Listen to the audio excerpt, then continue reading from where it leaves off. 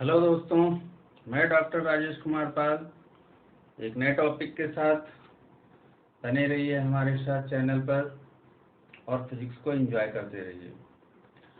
आज दोस्तों हम लोग मैकेनिक्स डिस्कस करने जा रहे हैं। चलिए डिस्कस करते हैं। मैकेनिक्स में टॉपिक है conservative and non conservative force.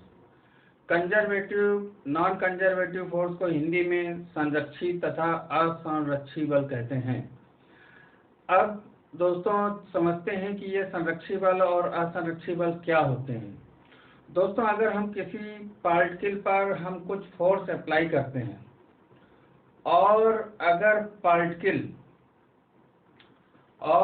Particle की गतिज ऊर्जा में परिवर्तन न हो, अर्थात पार्टिकल की काइनेटिक एनर्जी कांस्टेंट रहे, तो हम कहेंगे कि पार्टिकल पर लगने वाला बल संरक्षी बल है, अर्थात कंजर्वेटिव फोर्स है। If we apply a force on a particle, if kinetic energy does not change, it means the force is conservative. If the kinetic energy changes, it means work is non-conservative. दोस्तों समझ में आ रहा होगा। इसी तरीके से अगर हम किसी पार्टिकल पर फोर्स लगाएं और पार्टिकल के द्वारा जो कार्य किया गया है अगर वो शून्य हो जाए, तो हम कहेंगे कि पार्टिकल पर जो बल लगाया गया है वो दोस्तों बल संरक्षी बल है। अगर कार्य शून्य नहीं होता है, अगर वर्क डन 0 नहीं होता है, तो हम ये कहेंगे कि बल असंरक्षी है। If a force applied on a particle and the work done by the particle is 0, then we said the force is conservative.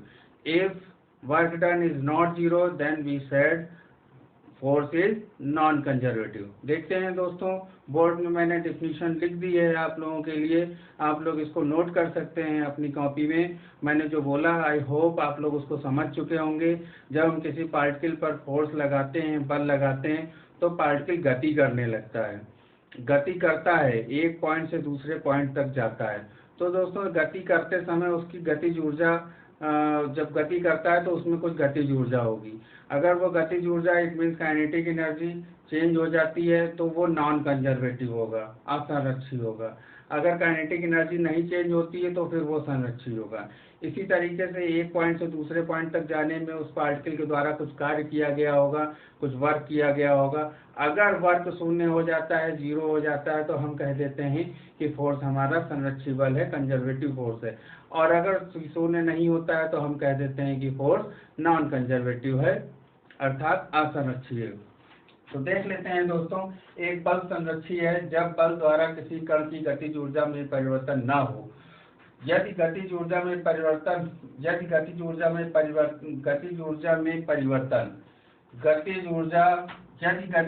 परिवर्तित होती है तो बल असंरक्षी होगा। इसी तरीके से इंग्लिश में a force is conservative if kinetic energy due to force remains constant.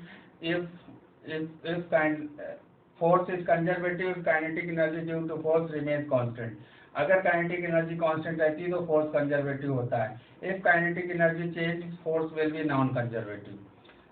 Point 2 है, सेकंड पॉइंट है, एक बल संरक्षी होता है जब किसी कण के द्वारा किया गया कार्य शून्य हो। यदि कार्य शून्य नहीं है तो बल असंरक्षी होगा। A force is conservative if work done by the particle is 0. If work done is not 0, force will not be conservative, या फिर इसको कह सकते हैं force will be non conservative। दोस्तों एक ही बात है, समझ में आ रहा होगा दोस्तों, प्लीज आप लोग इसको नोट कर लीजिए।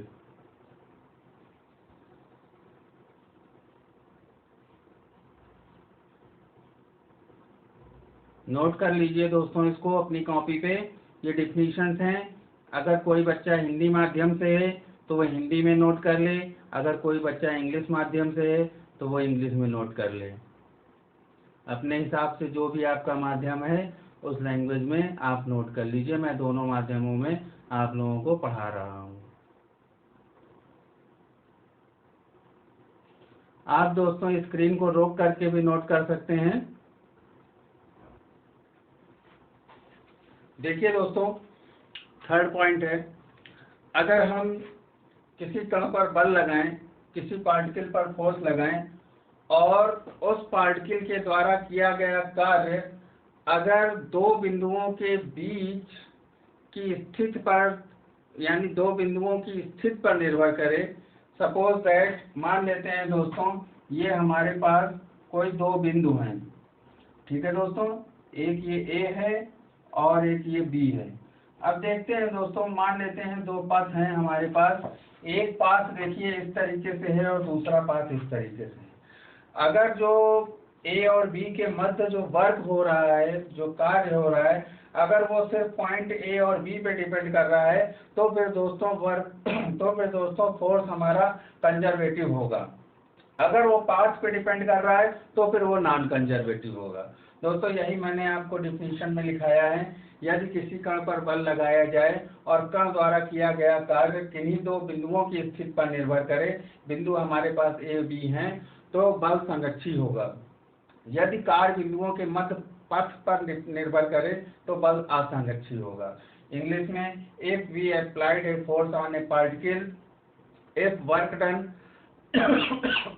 sorry, if work done by particle depends on positions of these two points, force said to be conservative. If work done depends on path between 2 points, force said to be non-conservative. तो दोस्तों conservation और non conservation समझ में आ गया होगा आप लोगों को। कंजर्वेटिव फोर्स क्या होते हैं, नॉन कंजर्वेटिव फोर्स क्या होते हैं, ये आप लोगों को समझ में आ गया होगा। दोस्तों ये पॉइंट हमारा जो है B है। ये दोस्तों ये इस तरीके से दो पाथ हैं और हमारे इसके बीच में हमने कंजर्वेशन और नॉन कंजर्वेटिव फोर्स को डिफाइन किया हुआ है। देखिए दोस्तों एग्जांपल इसके कुछ समझ लेते हैं। तो एग्जांपल है हमारा पहला, linear restoring force, gravitational force and electrostatic force are conservative. यानी कि लीनियर रिस्टोरिंग फोर्स को हिंदी में बोलते हैं रेखीय प्रत्यानयन बल।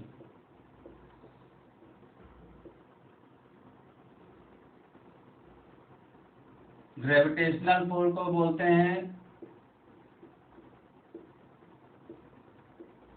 गुरुत्वाकर्षण बल। इलेक्ट्रोस्टैटिक को बोलते हैं स्थिर वैद्युत बल। ये सारे बल दोस्तों संरक्षी होते हैं, कंजर्वेटिव होते हैं।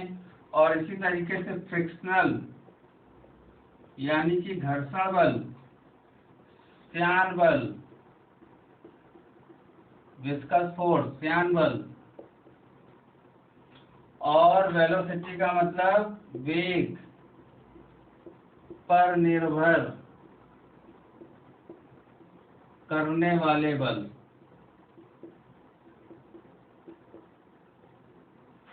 असंरक्षी होते हैं।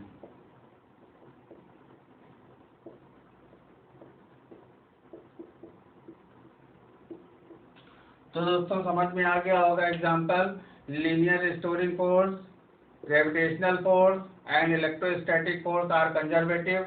रेखीय प्रत्यानयन बल, गुरुत्वाकर्षण बल, स्थिर वैद्युत बल संरक्षी बल होते हैं।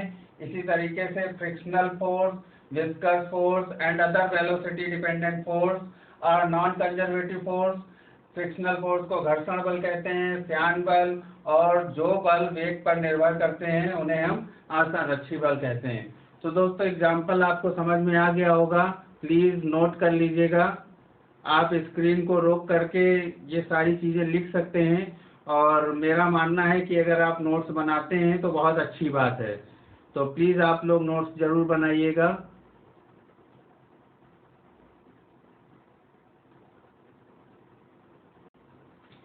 अब देखते हैं दोस्तों कंजर्वेटिव फोर्स को हम लोग एक्सप्रेस कैसे करते हैं। बहुत पूछा जाता है ऑब्जेक्टिव में। तो कंजर्वेटिव फोर्स संरक्षी बल को हम इस तरीके से प्रदर्शित करते हैं, F = minus gradient U। Grade दोस्तों क्या होता है, डेल डॉट अगर होता है तो उसको ग्रेडियंट बोलते हैं। तो यहाँ पे देखिए दोस्तों, U पोटेंशियल एनर्जी है, स्थितिज ऊर्जा है। क्वेश्चन में आपका एज इट इज आता है दोस्तों।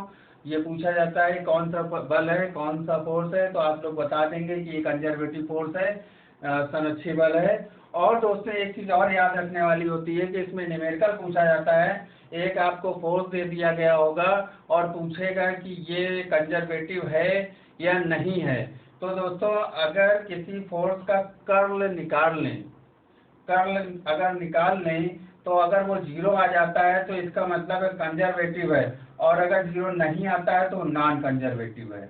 अगर 0 नहीं आता है तो असंरक्षी बल है, और अगर डेल क्रॉस एफ 0 आ जाता है तो वो संरक्षी बल है। तो दोस्तों ये दोनों मेन इंपॉर्टेंट पॉइंट हैं। आप इन लोगों को आप ये दोनों पॉइंट जरूर से जरूर आप इसको जो है याद करें और इसको नोट करें।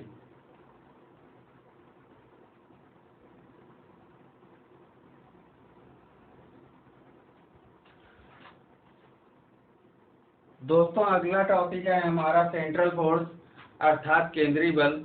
तो केंद्रीय बल क्या होता है या फिर व्हाट इज सेंट्रल फोर्स? तो central force is that force which directed towards or away from a fixed point, and its magnitude depend on the distance between particle and fixed point। अर्थात केंद्रीय बल वह बल है जो जिसकी दिशा सदैव किसी निश्चित बिंदु की ओर अथवा उस बिंदु से बाहर की ओर होती है, और उस बल का परिमाण का तथा निश्चित बिंदु के बीच की दूरी पर निर्भर करता है। उस बल को हम केंद्रीय बल कहते हैं दोस्तों। तो केंद्रीय बल क्या होता है? केंद्रीय बल वह बल है जिसकी दिशा सदैव किसी निश्चित बिंदु से बाहर की ओर अथवा उस बिंदु की ओर होती है, तथा बल का परिमाण कण तथा निश्चित बिंदु के बीच की दूरी पर निर्भर करता है। The central force is force that always directed towards or away from a fixed point, and its magnitude depend on the distance between particle and fixed point। तो दोस्तों देखा होगा आपने central force is that force which is always directed towards or away from fixed point, and its magnitude depends on the distance of the particle that fixed point। Hindi में दोस्तों केंद्रीय बल वह बल है जिसकी दिशा सदैव एक निश्चित बिंदु की ओर होती है अथवा निश्चित बिंदु से बाहर की ओर होती है, और इसका परिमाण उस निश्चित बिंदु से कण तक की दूरी पर निर्भर करता है। दोस्तों सेंट्रल फोर्स या केंद्रीय बल को हम इस तरीके से प्रदर्शित करते हैं दोस्तों। F is the function of r, ठीक है। एफ पर हमने वेक्टर लगाया हुआ है, सदिश राशि होती है, वेक्टर क्वांटिटी है। आर यहाँ पे यूनिट वेक्टर है दोस्तों, और ये इस तरीके से हम इसको प्रदर्शित करते हैं। तो सेंट्रल फोर्स है दोस्तों, इसको बहुत इंपॉर्टेंट है, क्वेश्चन में आता है prove that central force is a conservative force. तो सेंट्रल फोर्स एक कंजर्वेटिव फोर्स होता है। इस चीज को याद रखेंगे कि ये फोर्स कंजर्वेटिव फोर्स होता है, कंजर्वेटिव फोर्स होता है। याद रखिएगा दोस्तों, ये केंद्रीय बल संरक्षी बल होता है। बहुत पूछा जाता है दोस्तों, इसको याद रखेंगे और इसकी परिभाषा को याद रखेंगे, और इसको किससे डिनोट करते हैं ये याद रखेंगे। इससे दोस्तों बहुत क्वेश्चन बनते हैं, ऑब्जेक्टिव क्वेश्चन भी बनते हैं, थ्योरेटिकल भी बनते हैं। तो दोस्तों इसको आप लोग नोट कर लीजिए।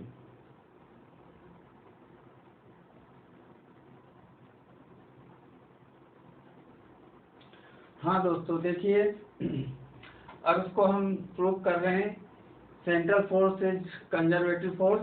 तो देखिए, if A particle under central force move from position 1 to 2, हमने माना यदि कोई कण है जो केंद्रीय बल के प्रभाव में बिंदु 1 से बिंदु 2 तक गति करता है, तो कार्य का फॉर्मूला हम लोग जानते हैं दोस्तों, बल गुणे विस्थापन होता है।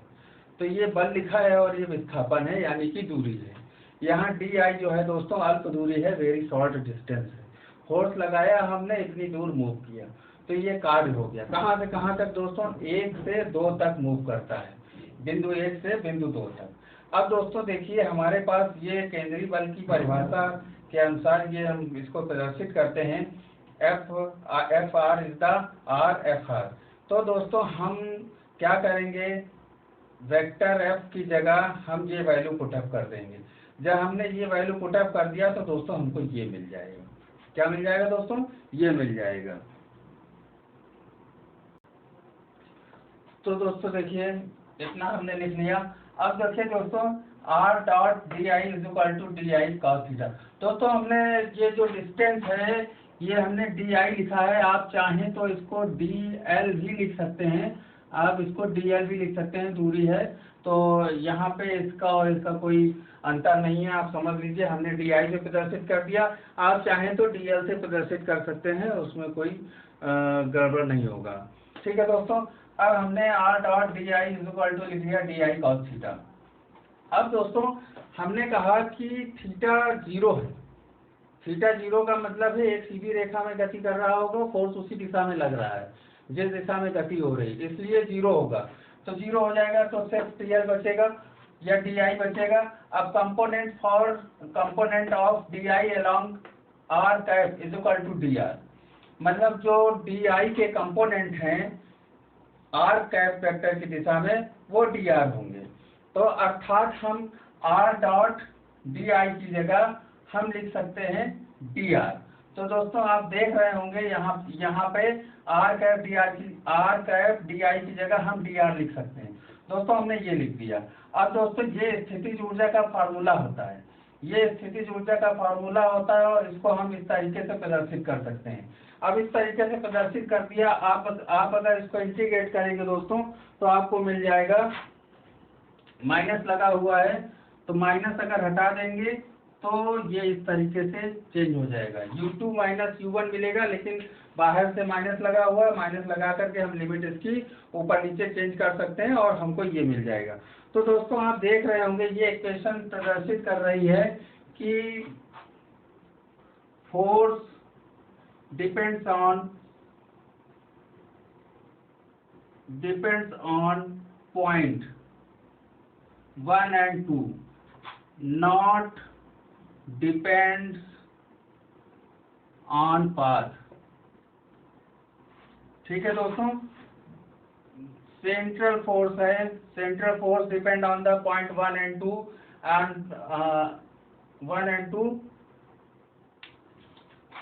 and does not depend on,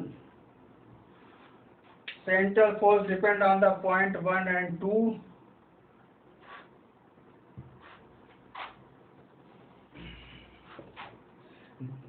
depends on point 1 and 2 and does not depend on path।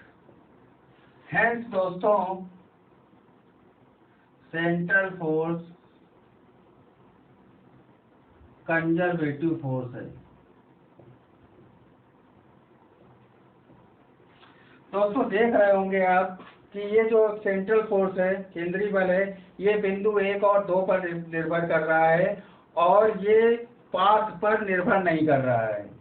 तो इसलिए सेंट्रल फोर्स दोस्तों कंजर्वेटिव फोर्स होता है, नॉन कंजर्वेटिव फोर्स नहीं होता है। ये प्रूव करने को फ्रिक्वेंटली पूछा जाता है, आप लोग इसको बहुत अच्छे से प्रिपेयर कर लीजिए। ठीक है दोस्तों, मेरा ख्याल है कि आप लोगों को ये टॉपिक बहुत अच्छे से समझ में आ गया होगा और आप लोग इसको बहुत अच्छे से प्रिपेयर कर लीजिएगा। दोस्तों वीडियो रोक करके, जहां आपको नहीं समझ में आता आप वीडियो रोक करके आप उसको बहुत अच्छे से पढ़ सकते हैं, एक एक चीज़ को नोट कर सकते हैं। तो बहुत अच्छे से आप लोग प्रिपेयर करिए। और आज के लिए इतना ही टॉपिक दोस्तों, हम लोग नए टर्न पे फिर एक नए टॉपिक के साथ मिलेंगे। तब तक के लिए शुभ रात्रि।